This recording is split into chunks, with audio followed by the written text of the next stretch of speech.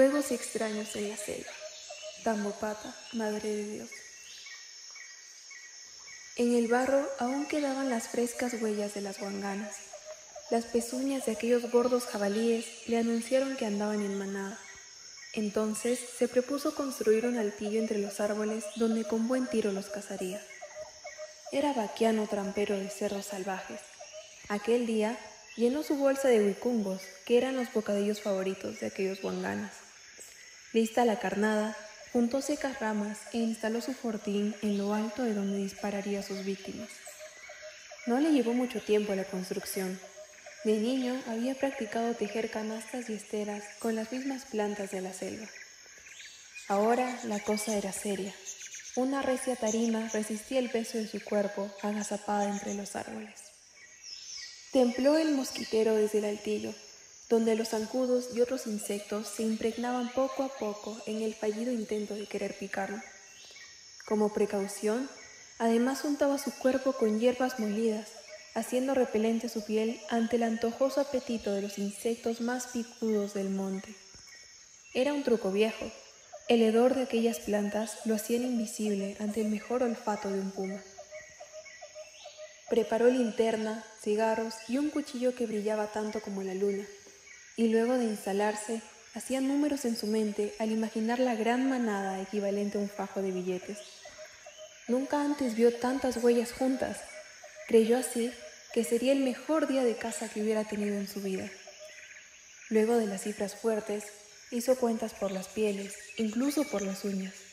Sumaba sus ganancias mientras se hacía larga su espera. El manjar perfecto para ellos aguardaba debajo del árbol que lo sostenía, pero no se asomaban aquellos a las fauces de sus pretensiones. La hora pasaba y la noche bulliciosa de la selva se extendía pintando ligera luz de luna que le otorgaba cierta visibilidad para su casa. Luego de algunas horas, aunque adormitado por el sueño, despegó los párpados abruptamente al escuchar ruidos de la probable presencia de su presa. Preparó de inmediato su arma especializada, la cual daba silenciosos disparos para que la manada no se dispersase. Escuchó sus pezuñas acercarse con el sonar del barro y el roce entre las plantas, mas al cabo de unos minutos el ruido de las guanganas desapareció de pronto. Creyó el cazador que no se había frotado bien con las hierbas y fue detectado el olor de su presencia. Molesto, se recriminaba por la pérdida de tal jugosa fortuna. Tras prender su cigarro para relajarse, ahuyentó a los zancudos que se habían pegado en la red y por el hierro de su estrategia imaginó los números desvanecer con el humo del cigarro. De pronto, unos ruidos le repusieron. No eran las patas de los cerdos salvajes, ni sajinos ni otorongos. Eran voces extrañas que entre pequeños ecos hablaban reverberando sonidos articulados al pie de los árboles. Voces de personas siniestras que entre la claridad que ofrecía la luna se acercaban hacia él mostrando una silueta como si fueran andantes sombras. Aquellos se sentaron en círculo debajo del altillo, prendieron una especie de lámpara sobre el suelo y comenzaron a jugar a las cartas. En su juego apostaban bastante dinero. El cazador podía identificar los números en aquella siniestra voz que se mezclaba con el ulular de las aves nocturnas. Monedas refulgentes sacaron de pronto que con la luz parecían ser indudablemente de oro.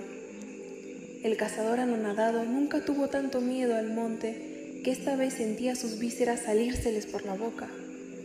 Le impactó aquella escena y a la vez la sintió tan propia como si expusiera debajo de su más profundo deseo su gran codicia por la riqueza.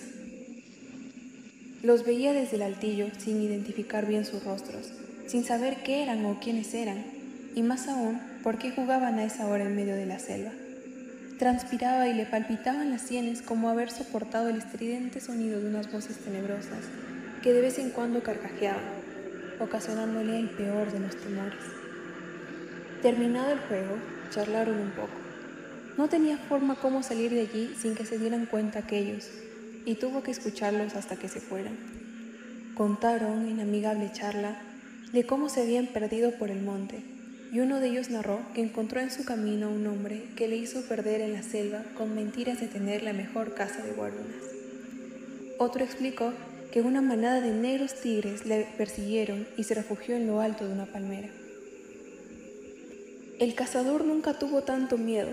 Estaba pasmado al escuchar aquellas revelaciones, pero aún más le impactó una tercera, en la que uno de ellos fue desconocido para sus perros luego de ir a cazar jabalíes en el monte, y lo atacaron al llegar a casa como si se tratase de un extraño. Le ladraban hasta el punto de querer atacarlo cual si fuese un ratero. Entonces no tuvo más remedio que matar a los galgos con su arma de caza. Sin embargo, los canes se levantaron como resucitados atacándole de nuevo, y este tuvo que escapar al monte trepándose a un árbol para no ser despedazado. Allí estuvo toda la noche esperando que se marcharan, pero extrañamente desaparecieron con la presencia de algunas sombras que llegaban a jugar a las cartas. El cazador, aterrorizado, no pudo controlar sus esfínteres. El susto le provocó orinar en sus pantalones y dejó caer un chorro sobre la mesa de las cartas. Los espectros dijeron que debiera ser vino sagrado venido del cielo, que azulino ya se pintaba. Madrugaba y no hubiera sido extraño que el cazador muriera de un infarto. Los seres oscuros se marcharon y él descendió lento del altillo, aún con el miedo fresco entre sus piernas. Hurgó rápido el suelo con la esperanza de encontrar alguna moneda de aquellas que apostaban, pero se llevó gran impresión cuando vio que en el piso no había absolutamente nada, ni siquiera huella alguna de aquellos. Entonces regresó a su casa impactado, dando cada paso tembloroso al recordar lo vivido. Abrió la puerta y sin reconocerlo, sus perros le atacaron ferozmente. Tuvo que usar su arma.